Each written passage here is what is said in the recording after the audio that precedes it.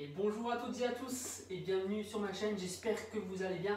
Aujourd'hui j'ai reçu vraiment un colis très spécial, je l'attends depuis longtemps, je me tâtais justement le jour où j'allais prendre une imprimante 3D, vous l'avez vu dans la description, dans le titre et la miniature, et puis j'ai commandé ma première imprimante 3D, je suis comme un fou, complètement excité, et vous savez quoi, on va déballer ça en direct, c'est vraiment une avant-première sur ma chaîne, donc place au déballage. Donc la petite paire de ciseaux, tu peux te rapprocher mon petit caméraman.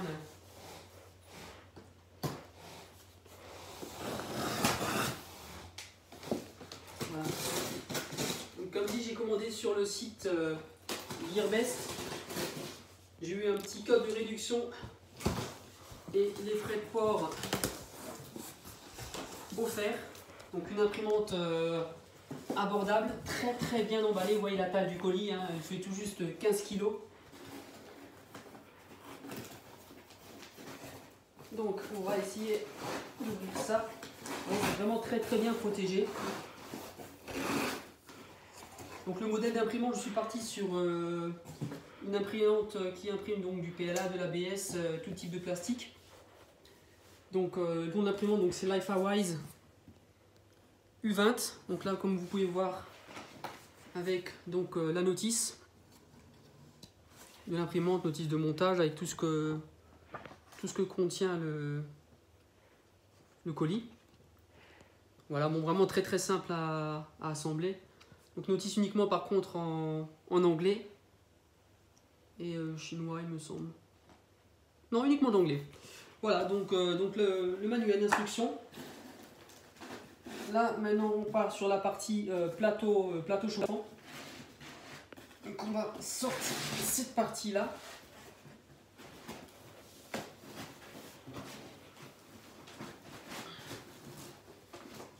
C'est vraiment très bien emballé.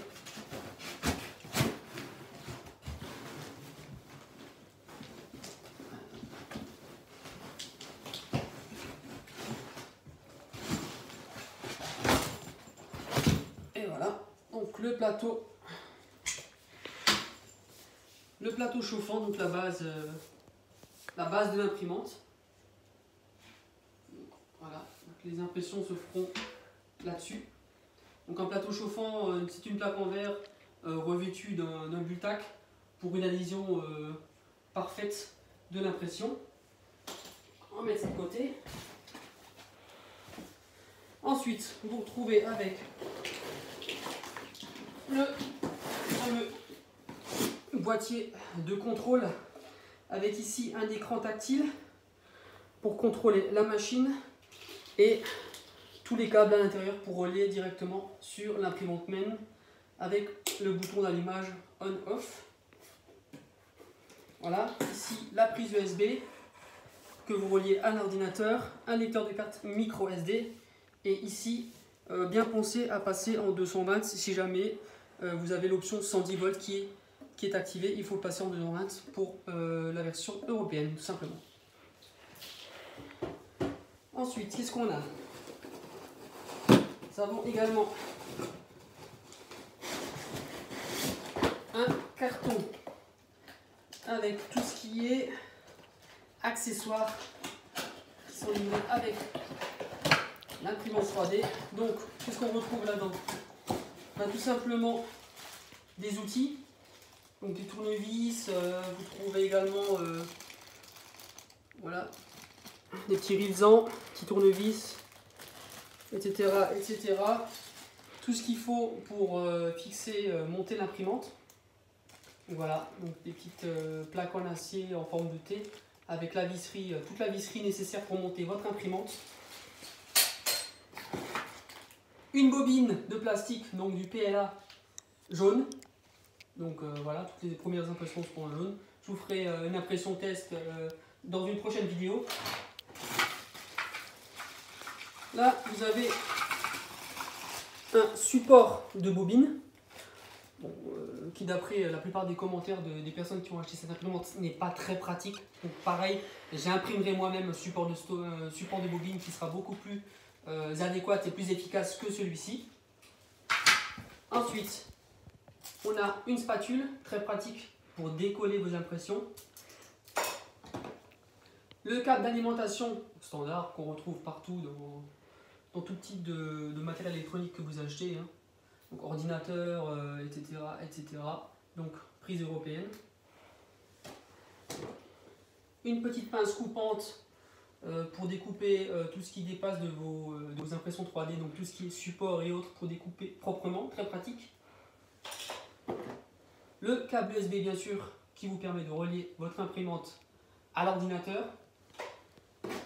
Et un petit jeu de clé Allen pour le montage de l'imprimante avec les vis qui sont fournies avec.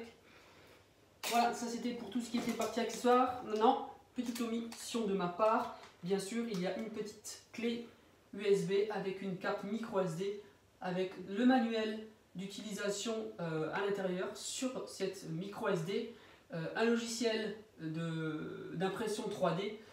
Si je ne me trompe pas, c'est Cura qui est disponible dessus. Et également la possibilité donc de mettre à jour cette imprimante, ce que je ferai une fois qu'elle sera montée. Voilà. Et maintenant on passe au haut de l'imprimante avec le moteur et sa buse. Voilà, donc la partie haute se trouve juste ici. Donc, je vais vous mettre ça.